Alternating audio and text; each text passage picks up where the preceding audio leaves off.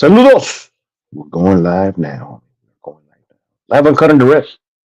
You know what I mean? So please bear with me as we get the stream situated and everything here. Double checking we are connected. Double checking that we have connectivity. Double checking that we also have sound being transmitted. So it looks like we're doing good. It looks like we're doing good. As I'm checking right now. Okay, checking. One, two, three. Right on, right on. Okay, so I went to YouTube to make sure that we're streaming, and we definitely are. And with that being said, let's go back to StreamYard and get the party started, homie. Let's get the party started. It is what it is.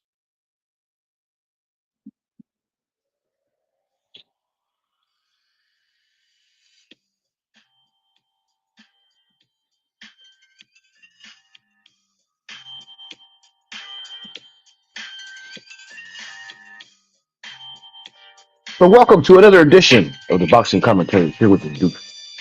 Today, we're going to be talking about the pound for pound list coming into 2025, which is pretty much a continuation of what we just recently had in 2024. The year's just beginning, you know, same boxers, same active regimens, same status, same ranking.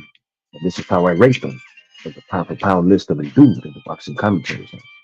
Now, your list might be a little bit different than mine, but mine is what it is. Mhm. It's composed of five boxers who I believe will kick your boxer's ass if you have a different list, right? Or even if you have a different position, scramble. It's really hard for me to kind of agree with you if your list is not really quite resembling mine, or if your the order how you place them not necessarily in accordance to how my list is. Now, I'm not saying that I have a what I say goes and I'm right and I'm correct. I'm just saying to me, it doesn't make sense to me. Obviously, you're entitled to your own opinion. You have the right to voice your opinion and to debate your opinion, Stephen. Stand up and speak up. You know what I mean? And so I'm just basically saying, huh? I'm just basically saying that. And my point of view, I don't see how you cannot have my list as your list. You know what I mean? It's just there's a lot of options. Don't get me wrong, bro. There's a lot of fighters you could choose from, and there's a lot of fighters out there whose resumes stand out more than others, and the criteria of pound for pound may be a little bit different, you know, compared to channel, person to person, organization to organization. You know what I mean? But the basic standard of what a pound for pound boxer usually has always been is um, it's a fantasy matchup. Okay, it's not necessarily something that you could hold and claim as evidence. As it's basically an opinion. You know what I mean? Salute to Treetop Boxing. Salute to you, brother.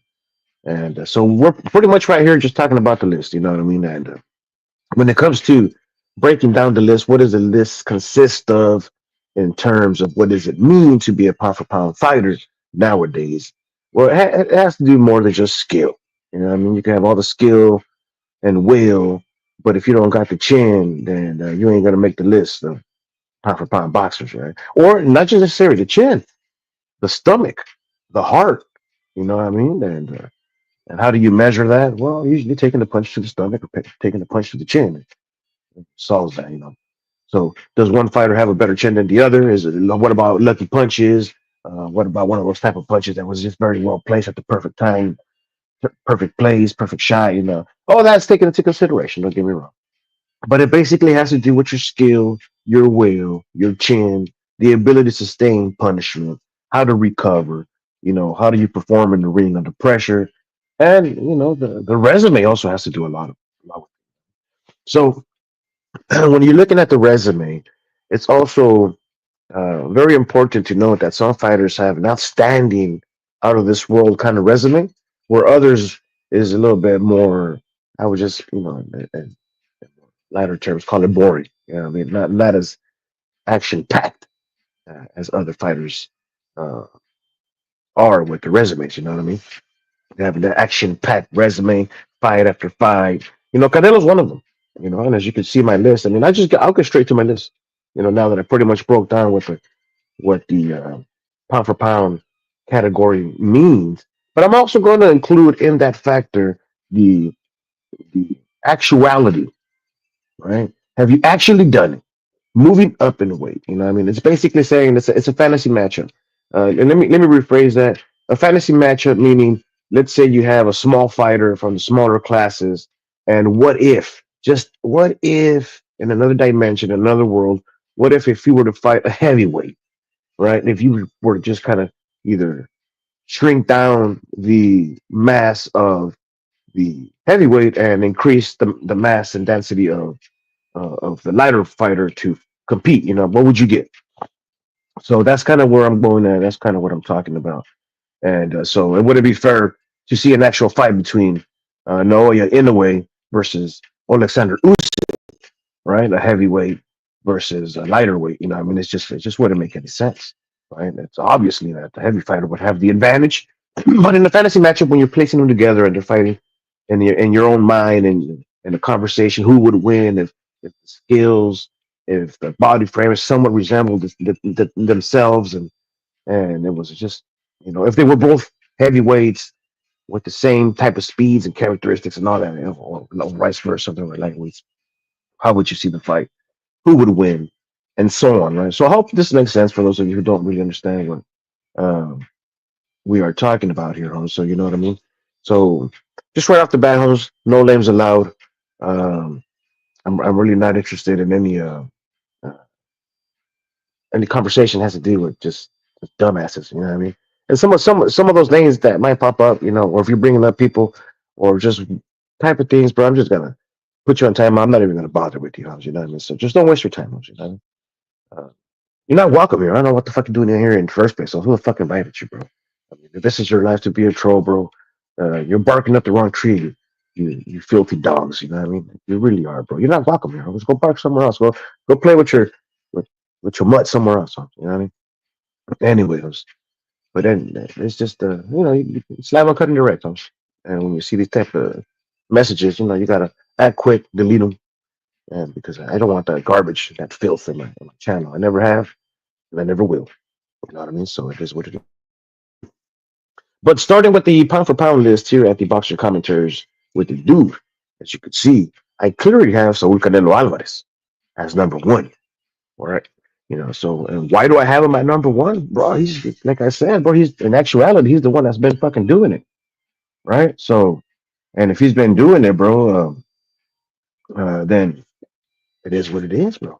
I mean, who else has been doing it better than Canelo, proving that he go up in weight, come back down in weight, and so on, right? And so, yeah, basically that's what it is, bro. You know what I mean? So, Canelo is a proven warrior, bro. When it comes to the pound for pound list, he moves up in weight, he comes back down, and he's done it, bro. And just a year in 2024, he fought two significant fighters, bro. Any other fighter with those two names that Canelo fought in 2024 would have called, like great, or words like what a great year, to have fought two great, significant, undefeated young fighters, known with knockout power behind them and so on. You know what I mean? And so anybody, bro, you could look up anybody. Just imagine Demetrius Andre defeats Jaime Munguia and and Berlanga, bro, in the same fucking year, bro. Before any as when they were still undefeated. I mean, before they got dropped. Before they tasted canvas. You know what I mean? Let's say it was Demetrius Andre who was the first one to drop Berlanga and the first one to drop Munguia, bro, and then check him and carry Munguia throughout the fight, and just pretty much have fun throughout the fight, and when it comes to Berlanga, go toe to toe with them, and both of them huge, bro, huge monsters, giants, bro, compared to Canelo, giants. You know what I mean? I hear a lot of people praising Alexander Usyk, for defeating the giant in Tyson Fury, which is very respectable and understandable. But compared to Canelo defeating two other giants, you know, they tower over Canelo compared to how Tyson Fury towered over Alexander Usyk, and it is what it is, bro. Black and brown boxing, salutes to you, brother. How you doing, bro? So that's the only reason why I have Canelo at number one, because those two wins, those two young undefeated fighters who he defeated were not only ranked number one in their division, bro, but they were mandatories because the two previous ones had vacated. They were pretty much too scared of Canelo. I mean, it's plain and simple. As soon as David Morrell knew that he could be next to fight Canelo, he vacated. Call it what you will, bro. Call it what the fuck you will. He vacated and moved up. When you look at David Benavidez, as soon as he had the opportunity, bro, to fight Canelo with a mandatory status, he vacated. He abandoned it. He turned it down, bro. Both these motherfuckers got chicken leg, right? Both of them got chicken leg, right? So it is what it is, bro. I mean, you could hate on Berlanga, you could hate on anybody, bro, on Mungia. You could hate on whoever the fuck you want to hate. But it is what it is, bro. I mean, you could call them they were too young. Who have they fought? There's a comment right there, for example, El Refudo, El Rufero de Texas, who Berlanga fought before Canelo. Uh, he fought who he had to fight, bro. And whoever he fought in front of him, bro, he had a great knockout streak. You know what I mean? And who the fuck has any other fighter fought? You know what I mean? So you could hate on Berlanga all you want, bro. All I'm saying is all I'm saying is Caleb Plant didn't fight Berlanga. Demetrius Andre didn't fight Berlanga. David Benavidez didn't fight Berlanga. And Berlanga was calling all these fools out, bro. David Morrell didn't fight Berlanga. And Berlanga wanted all the smoke, right? So it is what it is, bro. You could hate all you want, bro. But until you put your 5 pound for pound list, I'm not really gonna bother with you, bro. You know what I mean? Refuro, going out to you. So, Kazi, what's up, man? Tree top. Seriously, bro. It is what it is. You guys should put your 5 list up there, bro, if you guys want to debate my list. But if you don't got Canelo at number one, bro, for defeating two undefeated young prime fighters ranked at number one, bro, who had a huge following. I mean, they got a following for a reason, bro. I mean, there's a reason why Puerto Rico was right behind Berlanga, supporting and pushing for him, bro. Right? Because that's their young star. That's their young gun, bro. And he had a tremendous, awesome streak of knockouts. And sure, as he started stepping up to the plate with more credible, more significant fighters, then that knockout streak might have stopped, bro. But at the end of the day, bro, he still has that power, right? He still has that hunger. He still has that determination. And most importantly, bro, he was being pushed by his people, bro. He was being elevated by his people, bro. He had a fan base behind him, bro. So he was not just a nobody, bro. He was not just a nobody. This guy was actually a somebody, bro. Somebody more important than you in your realm of where the fuck you come from, bro. I mean, I'm not as big as an important in my world as Berlanga is in his world, bro. You know what I mean? This guy was a star, bro. This guy was a star, bro. And the streets were speaking for Berlanga.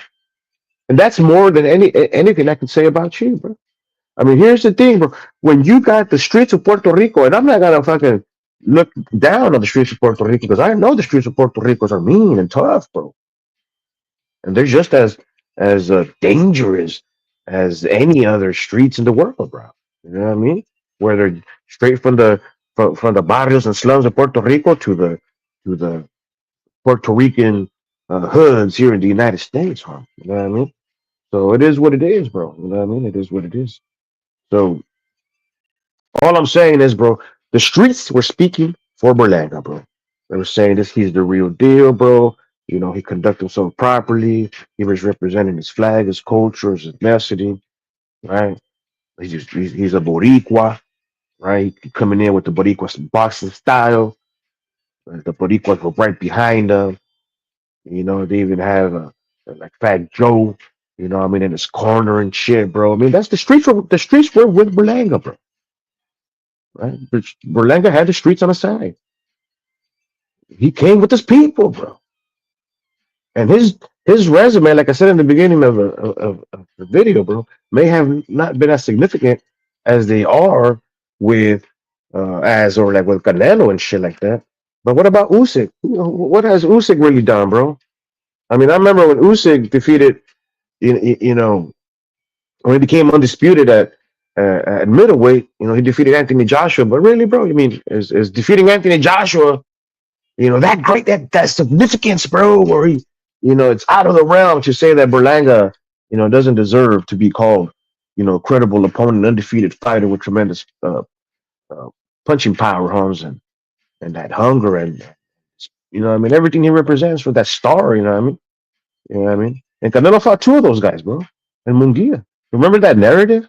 That Canelo was ducking Mexicans, that Canelo didn't want to fight a Mexican fighter? That narrative started before Benavidez was in the picture. During the time when the narrative was that Canelo needs to fight a Mexican, bro, everybody knew that David Benavidez had been suspended twice. I mean, lost his title twice and suspended for whatever the fuck he got suspended for, right? I don't want to get into that personal business. But when Benavidez was stripped for the second time, and when he was suspended for that bullshit that he was doing, bro, everybody was making fun of Benavidez. Benavidez was a meme, fat boy. Benavidez was the fat boy meme in boxing, bro. Everybody was making fun of Benavidez. Benavidez was never called a monster. That was before Mike Tyson named him the Mexican monster. That was the Mexican fat boy, right?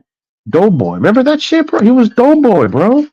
Everybody was making fun of Benavidez when that narrative was going around that Canelo should fight a Mexican star, bro. And who were they referring to when they meant that Mexican star? He should fight Munguia. They were talking about Munguia. He should fight Munguia. He should fight Munguia. And why should he fight Munguia? People were asking, bro. Why, bro? Because Munguia, he was a Mexican brawler. He fought like a Mexican. He's straight from Tijuana, Mexico, bro. He was a killer from Tijuana. He was that kid, bro. He was undefeated, had the power, had the stamina, had the hunger, had the people of Mexico, and he even had that narrative built around him that he should be fighting Canelo next. And if he's not fighting Canelo next, it's because Canelo does not want to fight a Mexican, right? So what did Canelo do? He shut down your fallacious narrative that he doesn't want to fight a Mexican, because Canelo doesn't want to fight a dirty Mexican brawl type of a war, right? He proved you motherfucking haters wrong. He finished that narrative. And then he finished the narrative of the Mexican Puerto Rico historical battlegrounds that have always taken place in boxing. Right? Two stars in boxing, bro. Who else? Who else? Who else besides Munguia and Berlanga are bigger names at 168? I'm waiting, bro.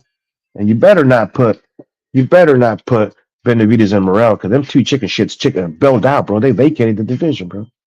They vacated the division, bro. Right? They vacated the division, bro. So you cannot claim as Benavidez or Morrell as two opponents that were credible enough to face Canelo in 2024 because they chicken shit out of the motherfucking division. They vacated, bro. They were next in line, bro, and they fucking vacated. And you fucking bitch ass weirdo motherfuckers twisted in a weird ass narrative, like, oh, Morrell's chasing Benavidez. You know what I mean? Oh, Benavidez is not fighting Morrell at 175, bro. It's a great fight, bro. They should have fought. Canelo should have fought them. Canelo, shut the fuck up, bro. Just weird, some bitch ass shit. You know what it is, bro? It's bitch ass bitch boys as fangirls to bitch ass boxers who bitched out of the fight against Canelo. It's what it is, bro. Everybody's supposed to be in their own lane, bro. You know what I mean? Fit in where you fit in, bro. And you fucking bitch ass motherfuckers are fitting in a little corner somewhere in the motherfucking world, bro. Cheering on David Morrell, cheering on David Benavidez, bro, for vacating, refusing to fight Canelo, just completely abandoning the division when they had next. When they had next, bro. Bitch ass boys, bro. And they got the bitch ass fanboys over there cheering that shit on, supporting that shit, calling that shit a fucking. It is a good fight, bro. But it's two bitch boys with Canelo facing each other, right? Because they were too scared to face Canelo, so they were facing each other. It is what it is, bro. When I'm gonna watch the fight, I'm gonna watch that fight. Don't get me wrong. I might if it's pay per view, I'm paying for the pay per view.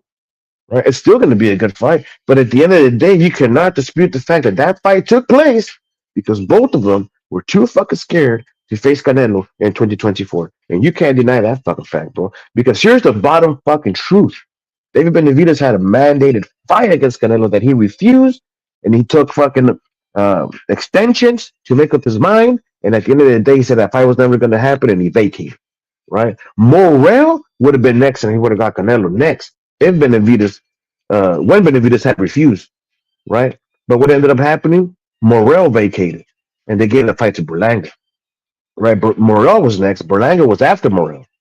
So that meaning if Morrell would have never vacated, Berlanga would have never got the fight, and it would have been Morrell against Canelo. Plain and simple, bro. It's simple math, folks. Right. So the top dog, bro, is Canelo. Right. I would even argue that Canelo is fighter of the year, bro. You know what I mean? But because Usyk is going through a war and he's fighting for more than just boxing, bro, and he did defeat uh, Tyson Fury in the rematch twice in the same year. You know what I mean? Usyk and Canelo, it's a huge argument who is truly the fighter of the year. But fighter of the year, I'm not giving him pity. I'm not trying to be more sentimental because of the war, but he is going through a war, bro, and he's fighting for a little bit more than that, and he's representing. And I'll get into that later if I have to do a fighter of the year, but I probably will. But I gotta give it to Usyk, fighter for the year. But El Más Chingon, bro, the king of boxing, has to go for Canelo, bro. And pound for pound, going into 2025 from 2024, is still Canelo, bro, at number one, right? Canelo's never been dropped, got a great chin. He fought two significant fighters, bro, prime undefeated, whereas who have never been dropped before. Whereas Alexander Usyk, I got him a number two, bro. You know what I mean? And I pretty much just ran down his argument, but he's been dropped before, bro. I don't really think Usyk could take punches to the stomach. Usyk is bringing with him, in other words, in 2024, Usyk brought with him one of the most controversial, if not biggest, robberies in boxing history.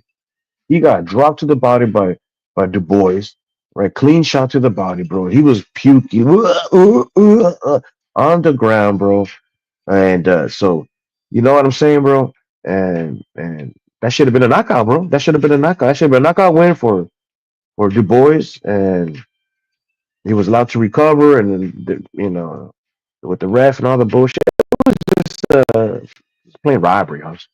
And so, because of that, it's in the back of my mind, bro, and it just doesn't really sit well. Which is why I just won't have Usyk at number one over Canelo with that type of uh, critique behind him that he can't take a punch to the stomach, to the body, bro.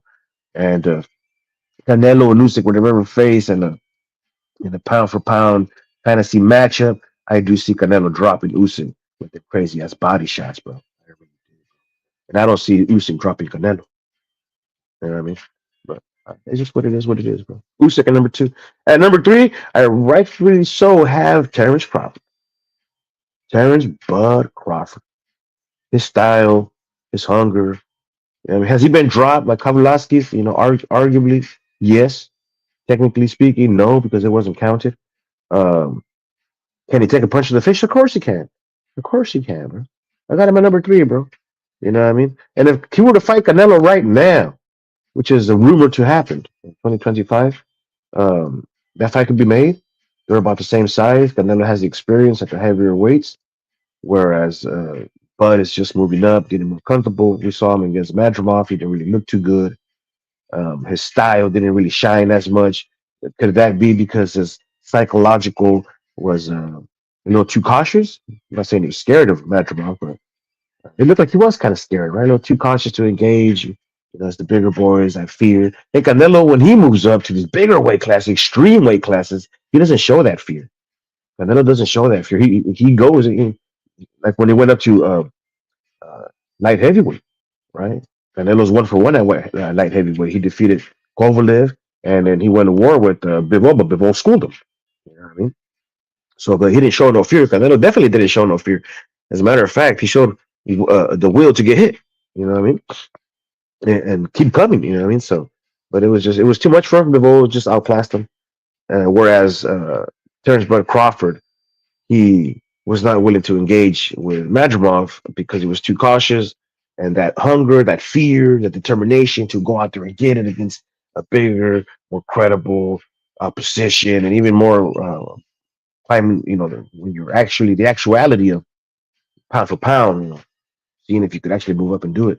Canelo still stands up at number one, Usyk at number two, and I got Terrence Crawford at number three simply because of the Madrimov fight, that fear that he displayed, that cautious uh, factor that's in Bud Crawford, and being very selective who he wants to fight. Not really wanting to risk against credible opponents. Took him forever to fight Errol Spence. Errol Spence was, in my opinion, on injured reserve, half the fighter who he was when he fought him. Excuses and excuses. Um, so I really don't see Terrence Crawford as anywhere higher than top three in pound for pound. And the same goes with Inoue. You know, Luis Neri dropped him, and when they just last fought, and it folded him. You know, it made Inoue look like a rookie, bro. It looked like he was done, bro, by a shot by a fighter who's not even known to punch as hard or known to be knocking motherfuckers out, bro. So for Inoue to go down like that, bro, and Terrence Crawford never went down like that. You know what I mean? Usyk might have gone down by a body punch. You know what I mean? But I still think Usyk stands over Bud Crawford simply because Usyk is not scared, whereas Bud may be a little too scared in comparison to Usyk when engaging these bigger and stronger oppositions and when you're moving up to face the best.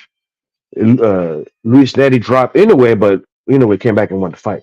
You know what I mean? So you can see why how my list, falls in that particular manner. Now, Canelo at number one, Usyk at number two, Bud at number three, and Inu at number four, bro. It's very, very respectful, very understandable, very not only safe to say, but it's kind of like, in other words, most of the boxing world would agree that these four do belong in the top pound for pound. If you're not biased, if you're not a hater, if you're not jealous, envious, bitch ass motherfucker. When you're looking at it straight to boxing, bro, and say who are the top dogs, who are the ones doing it, who got the best skill. I mean, unless you got some other fighters that you could logically try to break down, bro. But you have to break it down yourself, bro, because you're gonna have to make it make sense. In the way, Bud, Usyk, and Canelo are the top four, and it should be in the top four on anybody's list. I mean, it's just logical. Now at number five, I do have a fighter here who, for a lot of you, may be controversial. Who may look at he don't deserve to be in the top pound for pound. You guys might have fighters out there like Bivol, Beater B, Bam Rodriguez, Navarrete, Virgil Ortiz, and so on. Um, but I have Tank, bro. I have Gervonta Tank Davis. And let me tell you why, bro. Anybody from 130 to even 147, I don't see them beating Tank, bro. Anybody from 130 to 147, they're not beating Tank. You could put Boots Ennis up against Tank, and I've still got Tank beating Boots Ennis, bro. I'm telling you, bro, and that's an extreme fight for Tank to move up to 147 and face Boots Ennis. You know what I mean? It's been done before, like Mike Garcia when he fought Earl Spence, shit like that. You know what I mean? All I'm saying, bro, I don't see Boot Ennis being that type of monster and killer that would, knock out and destroy Tank Davis. I think Tank Davis would put up a great fight up against Boot Ennis. And that's my point, bro. I don't see anybody at 147 beating Tank and dominating Tank. It might be a close, nice fucking little war, but at 147, you know what I mean? I just don't see it, bro. I don't see it. You know what I mean? Especially at 140. Now you might have Tio, Haney, Shakur, Pitbull again. Shit, even a rematch against Ryan. You could have anybody you want, bro. I still believe, and I still got my money, and I'm willing to put my money where my mouth is, bro, and bet on Tank to defeat Tio, to defeat Shakur, to defeat Haney, to defeat Pitbull in a rematch, and to defeat Ryan in a rematch. To defeat Cepeda, anybody you want to put up against him, bro. I don't give a fuck who you name, bro. Oh, Tio got a better resume. Fine.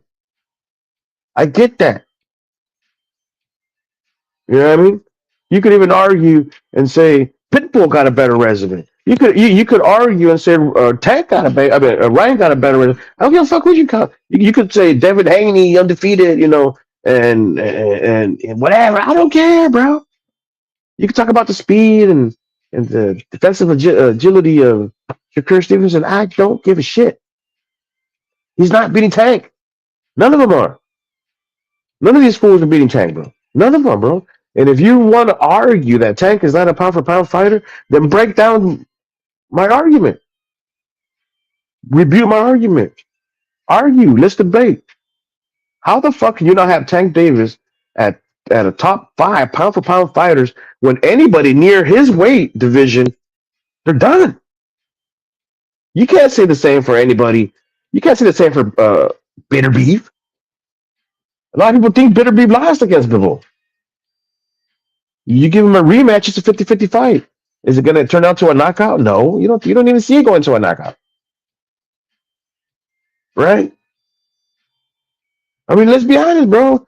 You could talk about Bam Rodriguez, right? Now he's in the second division championship. His skill, his will, the way he fights. Yeah, I get it, bro. You got the Robert Garcia Boxing Academy. Sure, I fucking get it, bro. But if Bam Rodriguez moves up and faces Inoue or even the category below him, or just one division above him, can you really say it's a toss up, bro? It'll be great fights, but it's a toss up. It's a fucking toss up. Same with Navarrete. You put him up against Shaquille Foster, right? Or you put him up against uh, Shakur Stevenson. You put him up against. You don't know if Navarrete is going to defeat Shakur Stevenson, bro. You don't know if he's going to defeat Oshiki Foster. Like those are questionable fights, bro. A lot of people don't even think Navarrete could beat Devin Haney. A lot of people don't even see Navarrete beating Pitbull Cruz. I don't know, bro. See, there's questionable, there's arguments to be made, but when you put Tank from 130 to 147, bro, that motherfucker's coming out on top. Put your money up against Tank. I got you, bro. How much you want to put down? A hundo? 200? 500? A grand? 2 grand? Shit, 3 grand? 4 grand? You want to bet me 5 grand? I'll bet you 5 grand, bro. That Tank beats all these. If Tank ever fights Tio, Shakur, Haney, name him. Who else is next? Cepeda. Who else? Come on, bring him on. Bring him. Shit, even Boots Ennis. Put your money where your mouth is. Come back and hit me up. I got you. I got you, Huckleberry. I got your Huckleberry right here.